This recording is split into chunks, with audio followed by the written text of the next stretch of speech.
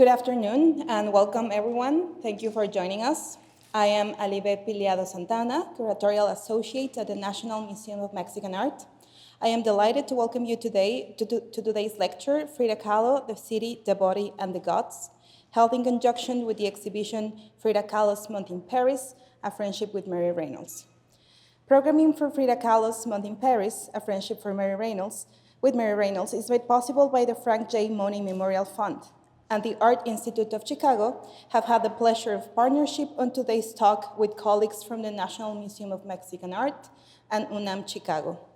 As we begin, a brief reminder to please silence your mobile devices. And now, it is my honor to introduce the speaker for this afternoon's program. Dr. Rita Eder is a renowned Mexican art historian whose interdisciplinary approach has profoundly shaped the study of Latin American art. As a researcher emeritus at the Instituto de Investigaciones Estéticas at UNAM, she has played a central role in advancing and internationalizing the field through decades of influential scholarship and leadership.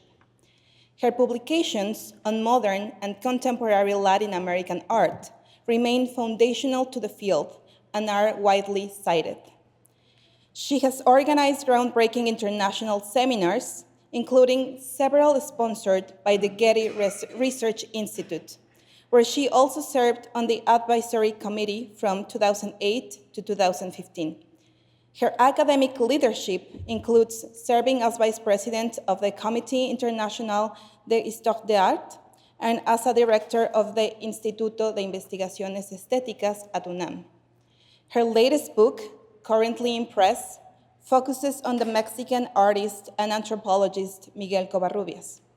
Dr. Eder's work has shaped generations of scholars and continues to inspire new research into the complex histories and cultural dynamics of Mexican art. I count myself among those deeply influenced by her work, and I am honored to welcome her today. Now, without further delay, please join me in welcoming Rita to the stage.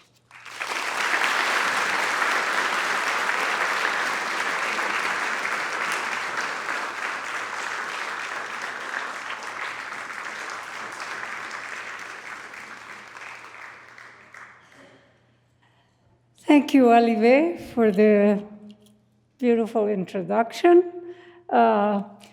I would like to thank the Art Institute of Chicago for inviting me to give a lecture in the context of the exhibition Frida Kahlo's Month in Paris, A Friendship with Mary Reynolds. It brings together two very talented women at an important time for Frida and her interest in surrealism through objects, drawings, and paintings. I also want to thank the audience for being here. I do hope you will enjoy this talk.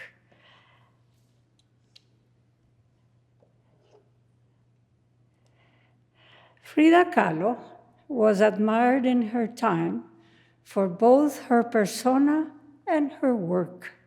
In the 1940s, the Mexican writer Carlos Fuentes described her face, her bearing of a goddess, her ornamentation, and sense of fashion, comparing her to the primordial Coatlicue. In Aztec mythology, Coatlicue is the goddess of duality, day and night, east and west, life and death, and others compared her to the Byzantine Empress Theodora, who now is known as a precursor of feminine rights.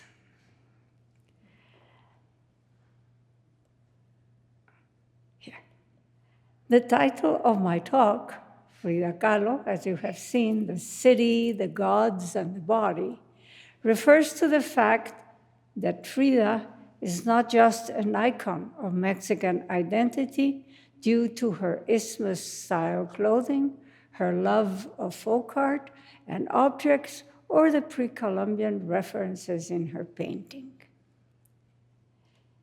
She's also complex in the way she understood and lived modernity, as evidenced in several of her works, which we will discuss.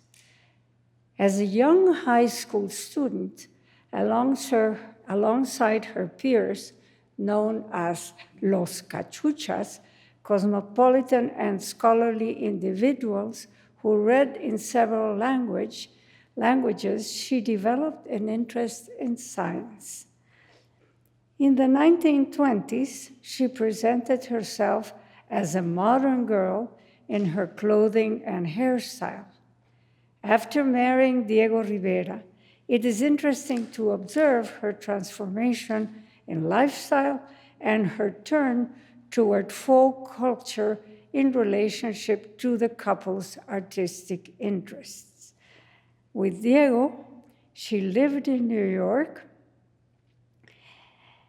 and other cities like San Francisco and Detroit. She was highly aware of industry and technological advancements, as well as the contrast and disparities of big cities compared to the remembrance of Mexico and the layers of history. These aspects help us understand her work. Frida's work has circulated in both small and large venues. Through the books and studies on her painting, she gained followers and successful exhibitions in many parts of the world. Her face appears in street murals, as you well know, from Puerto Vallarta to Barcelona and other cities. Reproduction of her portraits appear in the shops and boutiques, and a growing number of tourist objects and souvenirs bear her image. Her art and persona have become commodified, and the value of her paintings on the art market has risen sharply. I do not believe this detracts from the fact that she was an artist of powerful imagination who was ahead of her time, especially in her approach to the body and her interpretation of the origins of life, both biological and spiritual. We will come back to the embrace of love to the universe. For this presentation, I focus on some paintings in which she explores the modern and the urban, and also the opposite, the relationship between the natural world and the body, as well as historical, political, and cultural reflections on the heroes, alongside a bold exploration of gender. The first part of my presentation is dedicated to two rather small paintings that contain a grand narrative and stand out due to the superimposition of various settings. Frida resolves them in a coherent synthesis, both formally and thematically, such as the 1933 painting, My Dress Hangs There. This work is associated with a scandal surrounding the mural commissioned to Rivera by the Rockefeller family. The portrait of Lenin in the mural provoked the cancellation of his contract. This political iconography was not acceptable to some powerful sectors in New York, one of the most progressive cities in the United States. The mural, the one that was commissioned by the Rockefellers, Man at the Crossroads, was first covered and later destroyed in 1934. And here to my left, and I hope yours too, is a caricature of Miguel Covarrubias, who knew Rivera very well. and he is making fun of Rockefeller, which was not happy to erase this mural, but he was forced to. So here at night, he would come up and uncover it. So the same year of its destruction, Rivera created a new version of the mural, and here we have a detail with a different title, Man, Controller of the Universe, and on the back of my dress hangs there, Frida wrote, I painted this picture while Diego was doing the mural for Rockefeller. What happened with the mural accelerated Frida's desire to return to Mexico and unleashed a critical gaze upon the city and its power structures. At first glance, My Dress Hangs There is a work dedicated to architecture and the city, a kind of photojournalistic exercise capturing current events in which the artist demonstrates her ability to experiment with different techniques. It is also Kahlo's critique of the foundation of capitalism in the United States, and in her view, it was the moment where money and religion were allied. The small painting, 45.5 by 50.5 centimeters, possesses the force, the compositional skill, and narrative complexity to be understood as a proto-mural. It is a painting about public space conceived through the network of the symbolic and the personal.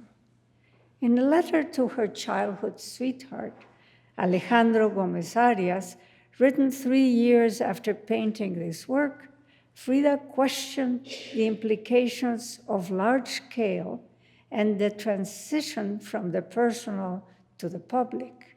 In her mixed language of popular expression and use of other languages, she writes, the light ran out and I stopped painting mochinches. You actually in Spanish say bochinches, but she changed it, which means a big mess. I kept thinking about the mural decoration separated by another wall. I think we must build the wall as a microscopic type. Besides, do you think that all silent wisdom will fit in such a limited space? That is the big problem. I can't organize anything within the big réalité. Either I have to hang garments in the air or place distant things in dangerous and fatal proximity. Frida's expression, hang garments in the air, matches the title of her painting, of this painting. There are other more convincing works in which she seems to attempt a mural within a small format, like Moses, being one of them, which I will also discuss further along. My Dress Hangs There, or this painting, refers to the economic crisis that exploded in October of 1929. The painting presents the city's ailments, rot, toxic waste, crime, and disease.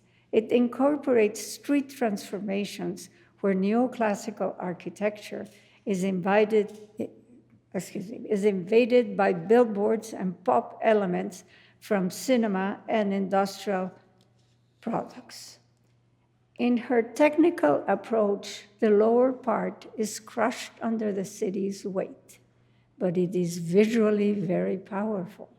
Through collage and photographs from magazines or newspapers, a composition of image presents labor crisis, union discontents, marches, unemployment lines, and in the lower right, a building on fire that Frida replicates on the left side of her composition. Her skillful use of perspective gathers the fragments into a unified whole. The painting is a montage of buildings from different places and distances that she compresses, where political critique and pictorial essay come together.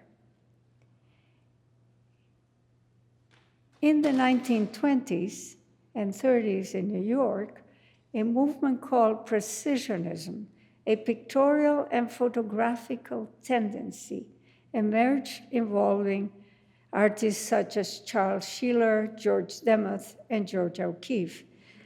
Their works arose from observing the modern world, mainly architecture and industrialization, also an attraction for the lines and forms the skyscrapers provided in New York's skyline. Frida was familiar with these artists and interested in their approach to industrial landscape and architecture. But as we shall see, her concept of the urban was far removed from the precisionist clean lines and colors that aimed to organize urban chaos.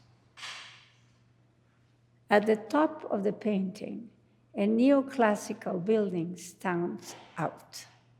It's the Federal Hall in the area of Wall Street, with a sculpture of George Washington in front. Today, as all of you probably know, it's a memorial and a museum in honor of the first president of the United States who took his oath in this building. At the time Frida painted this, the building was called the Sub-Treasury, though it had ceased its function of storing large quantities of gold and money in 1924. It really worked as a warehouse. It is located near the stock exchange, the scene of the Great Crash, or Black Thursday as it's known. Frida, in coincidence with a famous reportage which appeared in the newspapers, chooses this neoclassical building where people were gathering after the crash and inserts a stock market graph into its staircase.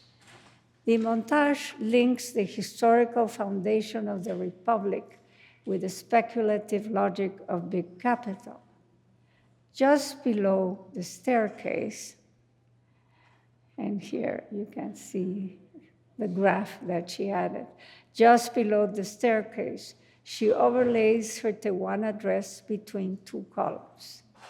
The left column is Doric, crowned by a modern toilet, a destabilizing element in the painting, both visually and symbolically.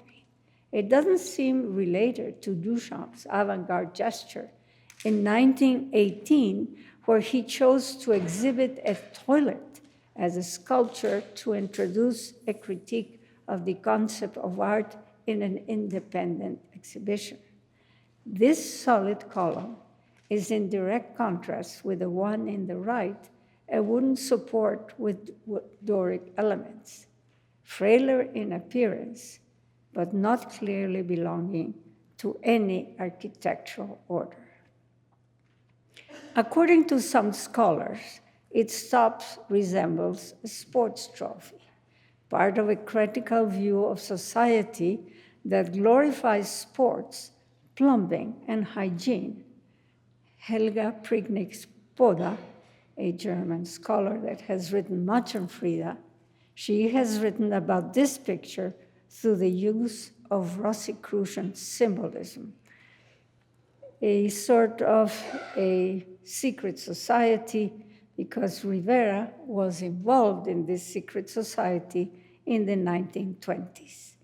The Doric column is topped by a modern toilet, as we have seen, which according to Prignitz could be Diego, while the trophy with a curved shape and a bird on top represents Frida.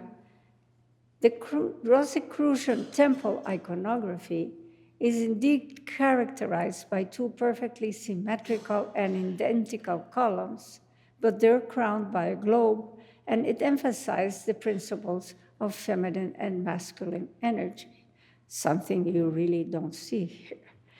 Because of its caricaturizing intention, I suggest it could be what is called a vacilada, a word Frida liked and used. In Spanish, it is of use in popular language, and it means deception, but in a friendly, humorous way, but still aggressive in this context. It was a time of anger for Frida, who wanted to return to Mexico while Diego opposed it. He was happy in New York. The dress without a body expresses this rage. The Tehuana present in many of her works loses its meaning in this New York life. The modern toilet in the painting also suggests public hygiene policies of the time. In the 1920s, public toilets were introduced to mediate between the state and private bodily matters, called comfort stations, usually underground near major plazas. The theme of hygiene and filth in this painting appears in other elements, like the trash heap full of rot, garbage, bloody human waste, and a giant mass of disease-causing viruses. From my perspective, this toilet, in Spanish, excusado, and you can see it here, etymologically from Latin abscondere, to hide, is here exposed to the light of day, just like the empty Tehuana dress. In many of her paintings, Frida deliberately brings the private into the public. She undresses both as an act of rebuttal of the city and Diego, and exposes organs, blood, pain, sexuality, and illness. Those Frida's poetics, understood as the internal logic of her work, links to the public exposure of the private, complicating the painting's interpretation. Next to and overlapping the Federal Hall is a partial view of the Evangelical Trinity Church. You might not be able to see it completely, but its stained glass has been altered and its exterior marked with a $sign. Close to Trinity Church, Frida inserted a large billboard of actress Mae West, a femme fatale of the cinema at the time. That year, West starred in and wrote the film, I'm No Angel, a dark comedy about a strong, independent woman working as a lion tamer in a circus who rises into high society. The film was released just before American film codes restricted mocking morality and institutions. During the Depression, this story earned West wide popularity. West's presence establishes a counter-dialogue with the lower section of the painting, where a building is in flames and it's difficult to identify. Its architecture seems to be collage-based. It might reference to a major industrial disaster in modern New York history, the Triangle Shirtwaist Factory fire, which killed 146 mostly immigrant women on March the 8th, when locked doors prevented them from escaping. The tragedy led women workers to organize for their rights.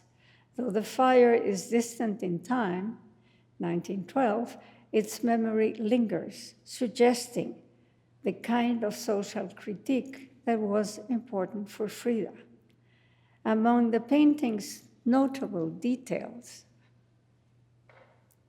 is an outdoor telephone, distinctive because they were typically before wall-mounted. The new version in 1931, made of bakelite, a new plastic allowing design and production innovation, and had a cord for greater user comfort. At the top of the painting, I hope you can see a series of strings that run alternately with a phone, seemingly linking everything: trophies, the dress, the city, the power, crisis, and Frida's public and private lives. Painting a set of overlapping narratives leads her to create clashing images and devise compositional solutions so each element finds its place. It's a complex work where the urban landscape fuses in various combinations to bring together the old and the new, incorporating architectural diversity, class differences, industrial societies clashes, crisis, and poverty after the market crash. Everything seems on the verge of burning in a society privileging industry, technology, entertainment, and cinema's visual speed, which sparked a new imagination. The painting seems to embrace the vision of a city in motion. From which vantage point does Kahlo view New York? Perhaps like a peeping God from the Empire State Building? After all, the film King Kong had just appeared at the beginning of 1933, and the gorilla in the movie had a complete view from New York. The peeping God, a concept of Michel de Certeau, is referring to the representation of the city created by experts or image makers. The viewpoint above the city transforms the individual into a voyeur who can read and interpret the city, a concept that applies to this painting. It is also a view from street level. Frida was quite a good photographer, and here she's exposing not only social conflict, but she's juxtaposing elements that matter to her. This image, going back to the whole picture, reflects both public and public struggles, showing New York symbols, factories, skyscrapers, the port, Manhattan Island, and the Statue of Liberty. A glance at the painting's bottom reveals that everything is not celebratory because there are signs of decay and rot and unpleasant things. Cities have been conceived and lived as places of learning and enlightenment, but also of poverty, vice, creativity, disparity, crime, and anomie. Yet they're also spaces of resistance and protest, more closely aligned with the great themes of Mexican muralism is her painting, Moses, from 1945. Moses is certainly not one of Frida Kahlo's most popular paintings. Some people find it rather strange and complicated, which it is. It has attracted interest due to the artist's ambition to construct a painting with a controversial biblical theme centered on the figure of Moses, incorporating various fields of knowledge, botany, of course, astronomy, mythology, anatomy, history, and clear reference to racial and religious issues. The narrative impulse, the universalist intention, and the composition place the project within the tradition of mural painting, even though it's executed on a small surface. The painting was commissioned by one of her patrons, the petroleum engineer, Jose Domingo Lavín, a cultured man and curious reader of Sigmund Freud book published just before he died, Moses and Monotheism.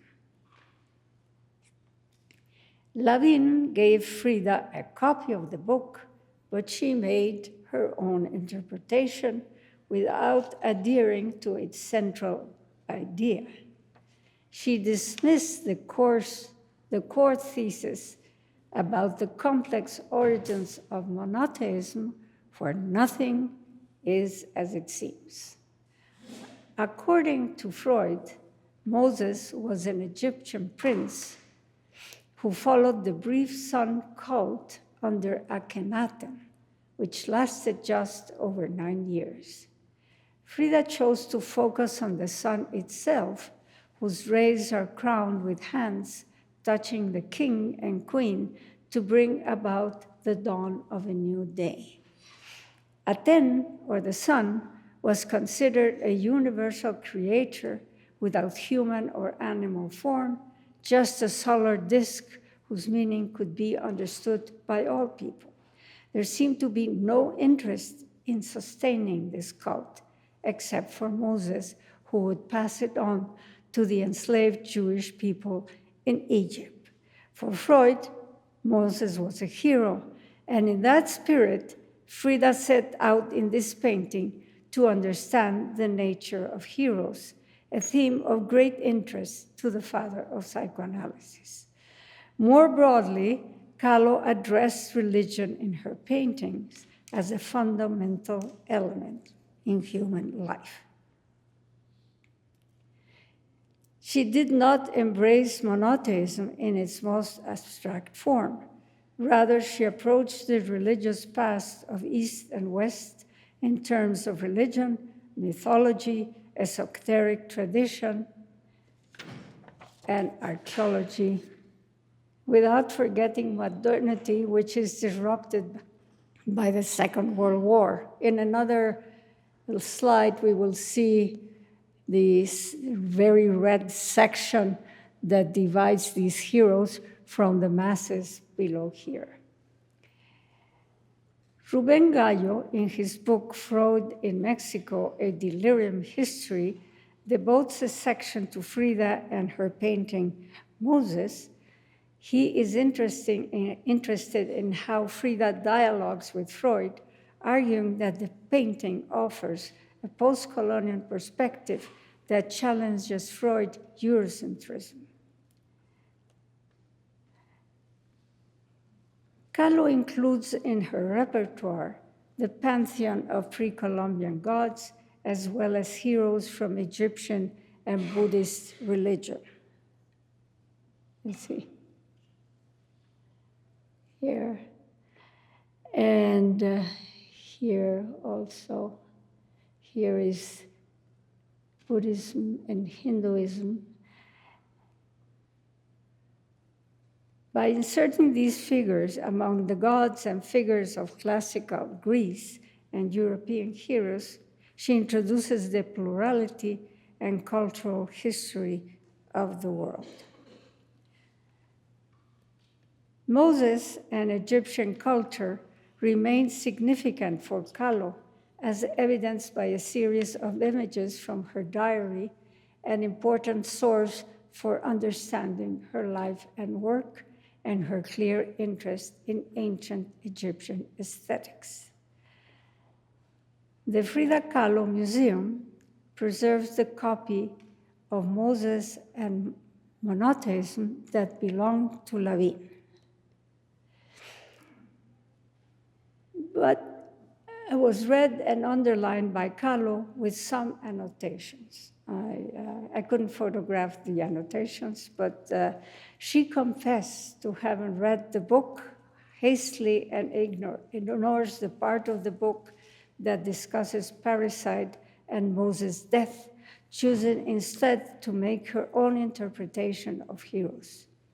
In her precise yet anti-solemn tone, she explains the relationship between her painting and the psychoanalyst idea of an important biblical narrative. And she was a great writer of letters, and she could explain things very well in her own way. And she says, Freud analyzes in a very clear way, but one very complicated for my temperament, the important fact that Moses was not Jewish, but Egyptian. He gave the people he chose to guide and save a religion that was also not Jewish, but Egyptian. None other than Amenhotep or Akhenaton revived that of Aten, that is, of the sun. So I painted the sun as the center of all religions, as the first God and the creator or reproducer of life. Two elements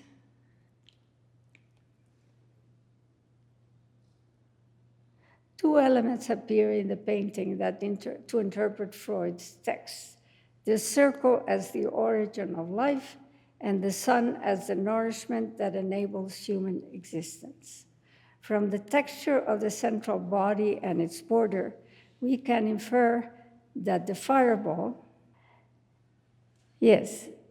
from the texture of the central body and its border, we can infer that the fireball resembles a photograph of the sun, the kind that can only be taken through a telescope. And scientists that have analyzed this work says it conforms to scientific standards. Her cursory reading of the essay led her to rework it in images, guided by the particular interest in biology and historical themes. Influenced by muralist tradition, after all, she was making a mural, Frida decided to paint not only a nod to the origin of life, but also an inclusive and universal history of heroes, philosophers, pacifists,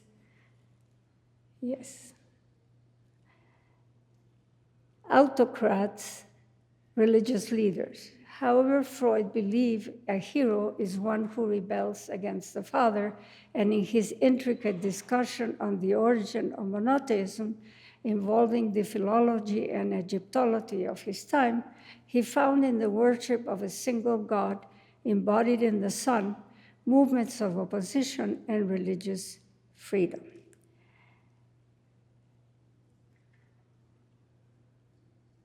On the left, I placed, and this is Frida, and I quote, I placed lightning and thunder. Here you can see it. Lightning and thunder, that is hurricane. The Chinese dragon, we have seen that before. The Chinese dragon and the Hindu Brahma.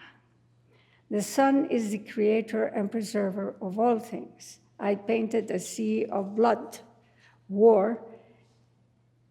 They worship the sun not just as a material cult, but as the creator and preserver of all living beings. In and outside Egypt, its energy was manifested through rays, anticipating modern scientific research. I painted the human mass composed of all kinds of creatures, warriors, pacifists, scientists, and the ignorant monument builders, rebels, flag bearers, chatterboxes and the sane, the joyful and the sad, the healthy and the sick, the shell and the snail, or love. Man is the builder, the idea of the four races. Here you can see the four colors of the four races in her view. I painted, Man is the builder, the idea of the four races, the mother, the creator, and behind here, her is the monkey. As we amplify the lower part of the image, we can better see her prototype of the four races. She divides her composition and presents behind the figure of man and women a monkey clearly related to Darwin's thinking on the origin of humans from a common ancestor. Frida's sun is tied to the concept of celestial bodies as nature, a system that enables reproduction and life Several books on the sun were found in the Blue House Library, the most important being The Sun and the Welfare of Man by Charles Greeley Abbott. His research focused on the sun as a variable star and its impact on climate and the environment. At the time, Abbott entered the profession with optical instruments to observe and photograph the sun had become more precise and affordable. Surviving sketches she drew show her central idea of placing in the middle of the panel a scene dominated by the solar disk. Yeah, I hope you can see it here. It's a very elemental sort of sketch. A scene dominated by the solar disk. Below is the creation or pregnancy process where the fetus is completed and about to be born, a recurring motif in several of Frida's paintings, showing her skill in drawing female anatomy and gestation. In Moses, or the nucleus of creation, as this painting is sometimes referred to, it's possible to observe the universe conceived as a uterus, where she recalls, as she also does in other paintings, to the process of cell division as the success of fertilization. As Scott Gilbert and Sabine Bruckmann have urged in their book, in their article, Fertilization Narratives, a cell is a biological entity and a cultural artifact. Art and science interact in its interpretation. Kahlo, according to these two scientists, employed fertilization in this work as the act of love and continuation of life. At the bottom of the painting is a small cradle covered with animal skin where the newborn Moses rests with the third eye on his forehead, referencing the inner eye of esoteric or mystical character, identifying as a source of energy and heightened perception. The third eye was not uncommon in Frida's work. In her diary, there are a lot of examples of her interest in the Masonic iconography. The architect and painter, Juan O'Gorman, a very close friend of Frida, also included this third eye, here you have it, this third eye in one of his major works, the south wall of the Central Library at the National University, UNAM. The wall is dedicated to historical themes and composed of natural colored stones. As can be seen, he applied the third eye to one of the architectural motifs, indicating that this element was a topic of discussion among artist friends. Frida, in her colloquial language, as she added the third eye to the infant Moses to signify he was more abusado, meaning sharp, perceptive than the others. In the space to the right and left, where baby Moses is located, there are spiritual and political leaders of different ideological orientations and historical periods. Yeah, you can see it here. The mix is somewhat arbitrary, as it equates Hitler with Napoleon and Luther with Mohammed. On the left, she places her heroes, Marx, Stalin, Lenin, Freud, Gandhi, and Buddha. Frida was affiliated at various times with the Communist Party, which she rejoined in 1948. Her admiration for Stalin was well known. She portrayed him alongside pacifists and political leaders. Forming a kind of pantheon, she assembled companions who would remain Forming a kind of pantheon of heroes, she assembled companions who would remain with her in her room as her passion and desire for a certain kind of hero remained with her to the end of her days. Root. Okay. Frida Kahlo's self-portrait, Roots and Oil on Canvas from 1943, measuring very little, 30 by 50 centimeters, shows the artist lying on a barren, rocky landscape. Despite the inhospitable terrain, Frida rests on a pillow and maintains a comfortable posture.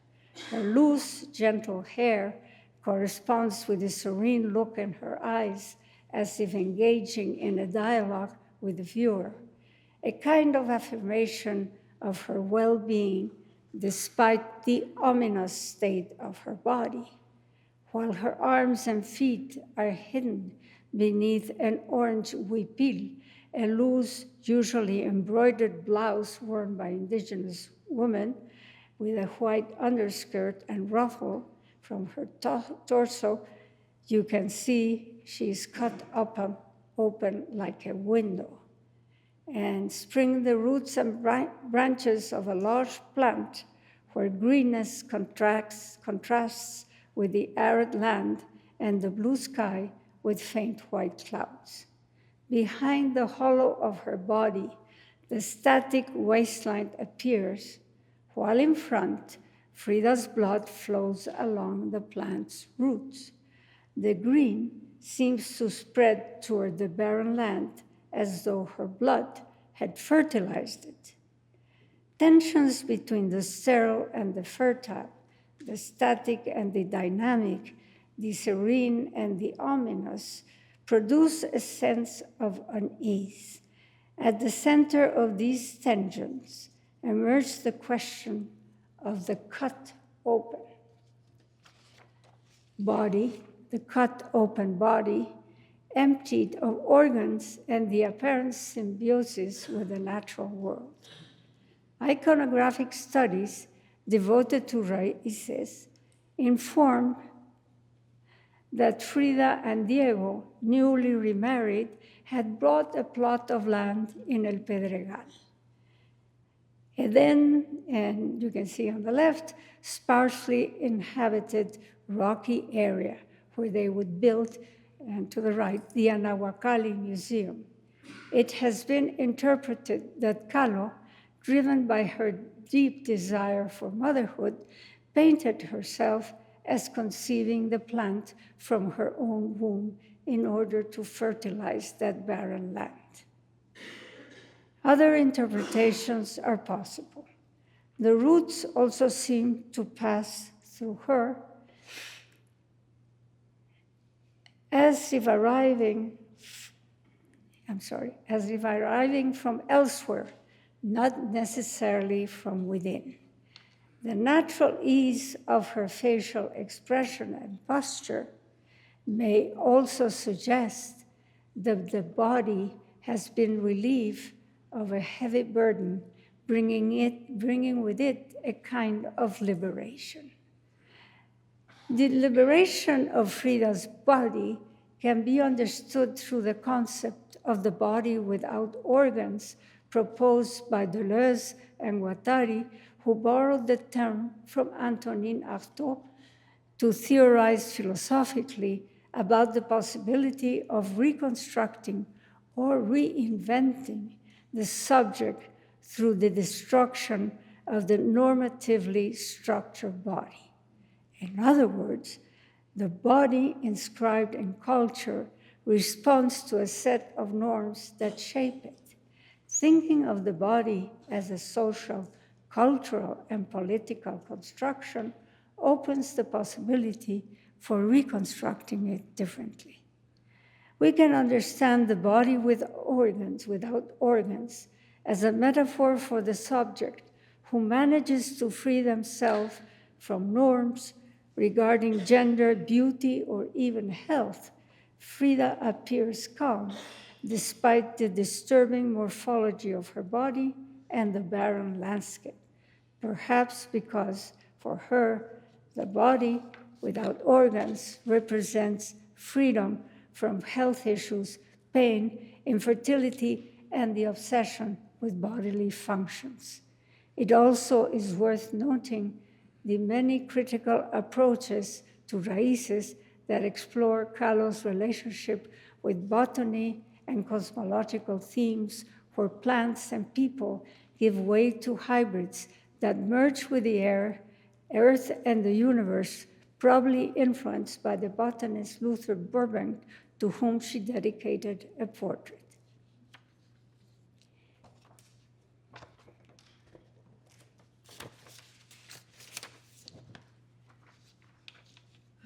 Towards the contemporary. The wounded deer, or just one observation. If you look at the landscape of El Pedregal, the terrain bought by the couple to construct the Anahuacalli, when you look at her images of fruits, of these very potent fruits and so alive, you will see that some are involved with the landscape of El Pedregal. Okay. The Wounded Deer, and painted in 1946, as it says there, speaks to the contemporary interest in Frida Kahlo's work. As in most of her self-portraits, she appears with a wounded body and awareness of death. The deer's head, her own, remains held high. In art, a convention associated with desire and vitality. The wounded animal, in contrast to its calm expression, seems to suggest the possibility of escaping its attacker.